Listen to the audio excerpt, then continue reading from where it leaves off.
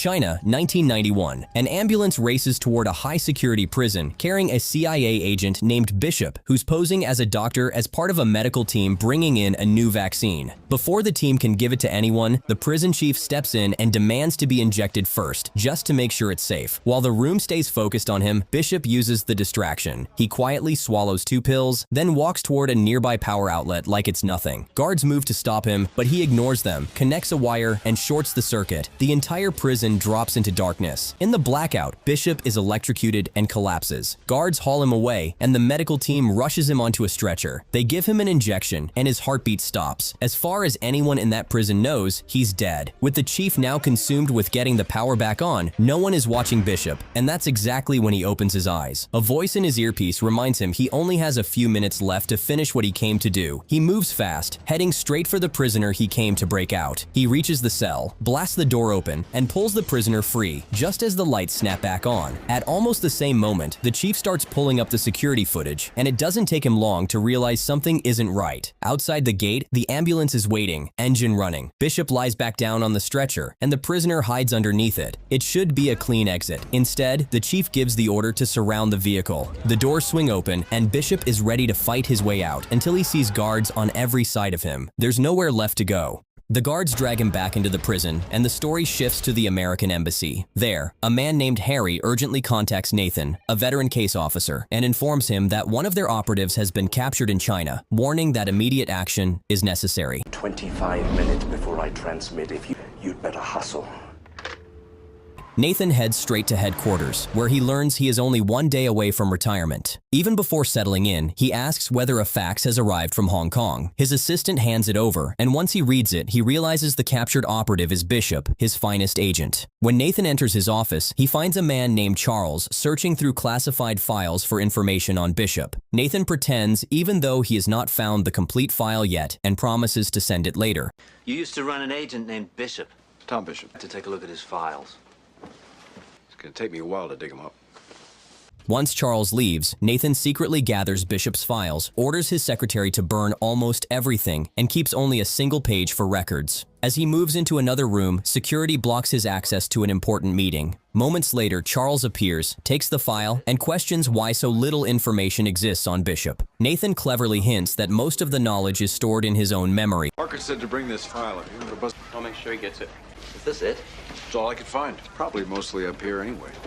Using that excuse to gain entry into the meeting. Inside, Nathan quickly realizes officials are hiding the truth from him, even though he already understands the seriousness of the situation. The American president is preparing for a visit to China, and at the same time, an American operative has been captured there. Soon, Nathan's superior Troy arrives and pushes for cooperation. He confirms Bishop has indeed been captured in China. Nathan presses on the time, and Troy reveals they have only 24 hours. If the United States does not acknowledge Bishop before then, China will execute him. Nathan then wants to know what Bishop was doing inside that prison. Troy explains Bishop had been on a mission, but infiltrating the prison was his own decision, something no one expected. Ago, Tom Bishop disappeared in Hong Kong. 24 hours and will be executed at 8 a.m. tomorrow morning. Troy then asks Nathan where he first met Bishop, and the scene shifts to Vietnam in 1975, where Nathan arrives at a military camp during the war. He learns their sniper has been killed and a replacement is urgently needed. There, he is informed a new recruit has already arrived to take the position. Curious about this new recruit, Nathan goes to meet him and discovers the soldier is Bishop. When Nathan learns Bishop claims he developed his shooting skills in the Boy Scouts, he becomes amazed and decides to test him himself. Nathan gives Bishop a mission involving a Laotian army officer who is expected to arrive the next morning. Bishop accepts the mission and moves into position with his partner. Soon the enemy appears in Bishop's scope, but just before he pulls the trigger, a helicopter enters the area. They realize firing now could expose their location and lead to certain death. As tension rises and the helicopter moves closer, Bishop finds the perfect moment and takes the shot, killing the target instantly. The helicopter immediately opens fire on them. While escaping through heavy gunfire, Bishop's partner is hit in the leg and can no longer run. Instead of abandoning him, Bishop lifts his wounded partner and carries him into the bushes. Even while under pressure, he takes another shot, kills the helicopter pilot, and sends the aircraft crashing down. Once the danger passes, Nathan arrives and finds both operatives alive. What impresses him most is not just Bishop's skill, but the fact that he refuses to leave his partner behind. The story then returns to the present, where officials begin questioning Nathan about whether he had authorization to eliminate Laotian army officer. Nathan brushes aside those concerns, believing the real issue is rescuing Bishop. Come on, guys. We're on the clock. The president admits Bishop is ours, denies he's a spy. Unless I'm missing something.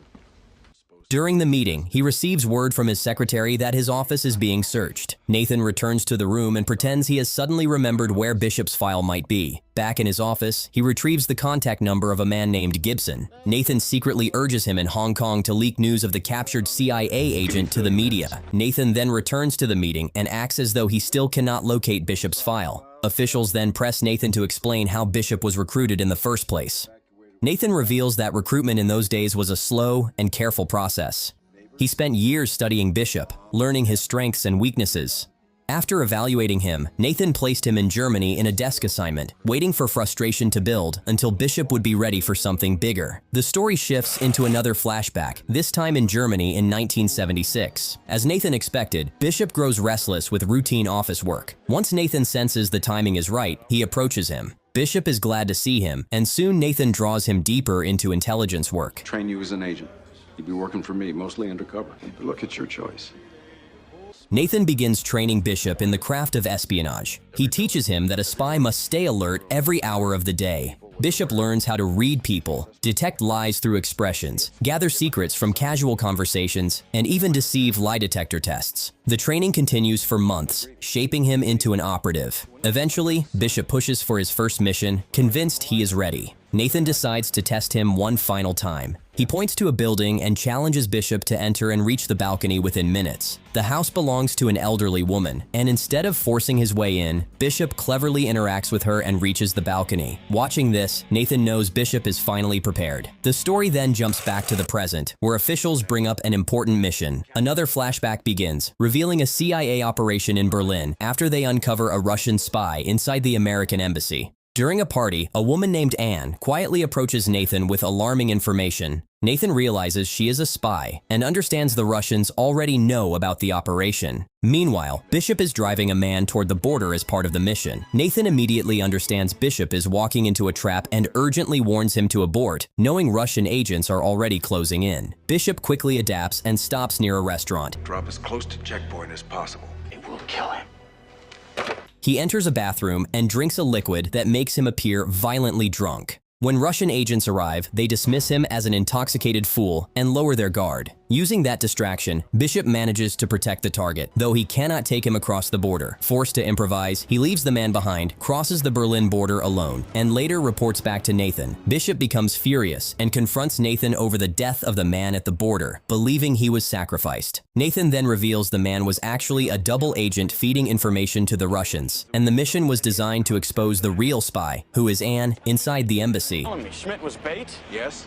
Don't fucking tell me that! You didn't look in his eyes! It's not a fucking game! Oh, yes, it is.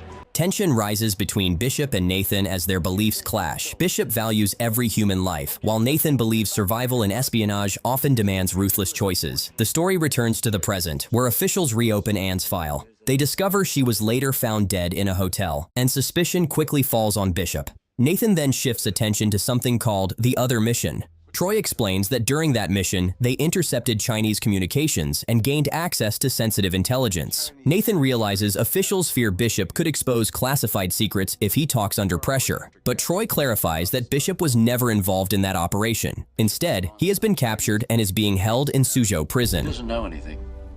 He wasn't working for us. He was arrested during a rescue attempt at a prison. The moment Nathan hears the prison's name, everything starts making sense. He suddenly understands why Bishop entered that prison and whom he intended to rescue. At the same time, word spreads that news of Bishop's arrest has leaked to the media. Many inside the agency suspect Nathan caused the leak to pressure the CIA into saving him. Nathan believes his plan is working, but he soon discovers the agency has publicly claimed that China is lying and insists Bishop actually died 14 months earlier. The move shocks Nathan and forces him to act faster. Rumors that Tom Bishop, an alleged CIA operative. Tom Bishop died 14 months ago.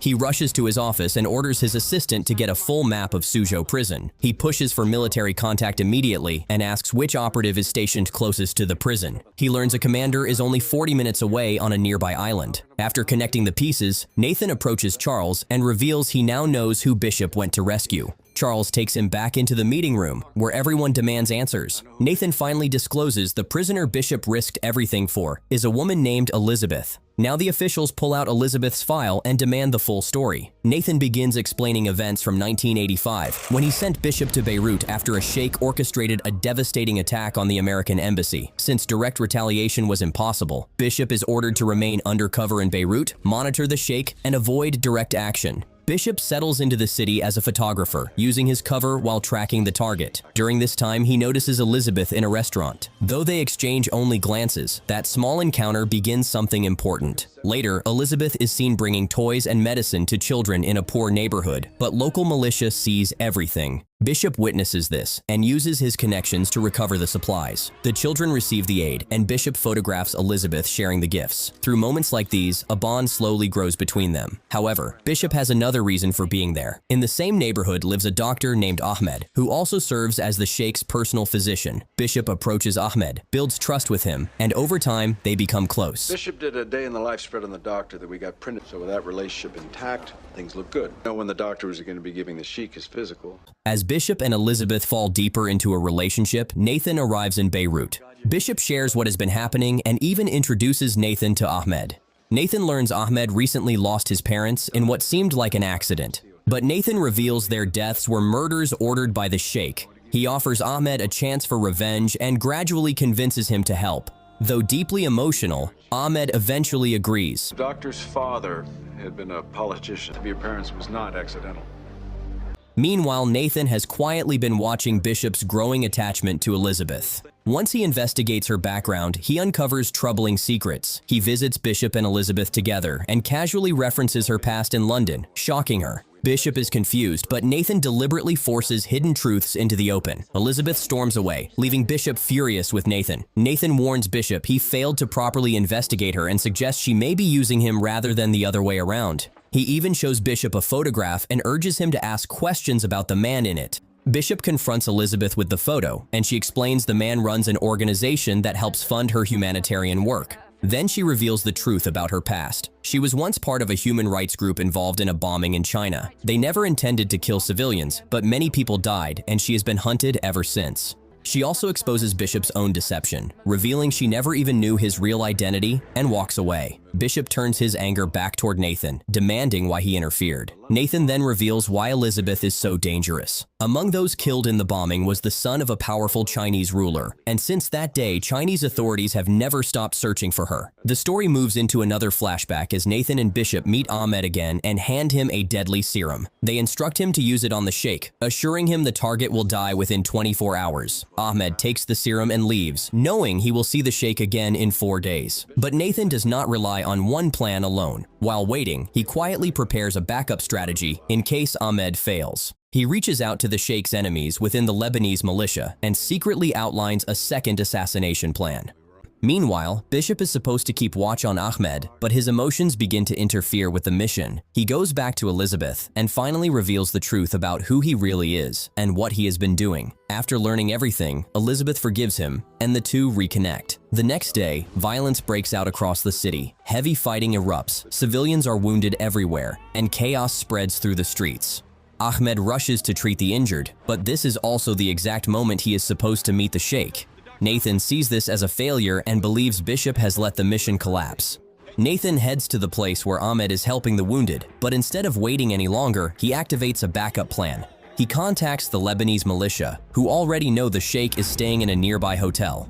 The militia moves into position and plants a bomb inside a car. At the same time, Bishop arrives with Ahmed as they move toward the hotel. Suddenly, gunfire erupts. The militia launches the attack, and the bomb-filled car is forced into the hotel grounds. Seconds later, a massive explosion tears through the area. The sheikh is killed, but the victory comes at a terrible cost. Innocent civilians die in the blast. The streets become a scene of destruction, and Ahmed is killed in the chaos. Watching the devastation unfold, Bishop is shattered. After leaving the ruins, Bishop meets Nathan one final time and makes it clear he no longer wants any part in missions that sacrifice innocent lives. For him, this is the breaking point. He walks away from Nathan and from that world. Bishop then goes to find Elizabeth, only to discover she is gone. All she leaves behind is a letter, and once again, Bishop loses someone he loves. The story returns to the present, where Troy prepares to head to the White House. Meanwhile, Nathan has secured the prison map by cleverly taking it from Troy's office. He also withdraws all the money he saved for retirement and moves it into one account. With the prison layout in hand, he begins preparing a rescue mission of his own. Charles notices the large financial transfers and starts suspecting Nathan is planning something. Nathan secretly builds a fake operation and sends the details to Harry. The mission requires a 30-minute blackout around Suzhou prison, which means they need help from a corrupt Chinese officer. Nathan tracks one down and negotiates a price. The officer keeps raising the demand, but Nathan agrees, pays the money, and secures cooperation. Step by step, he designs the operation so carefully that no one inside the agency suspects what is coming. He even arranges fake approval documents through Hong Kong to make everything appear official. The following day, Nathan attends another meeting, but Charles has already traced the missing money. When questioned, Nathan calmly explains it is simply his retirement savings. To support the lie, he produces a brochure for a house in the Bahamas and claims he is preparing for his dream retirement. The discussion then turns back to Elizabeth, and officials press Nathan on how Chinese authorities found her.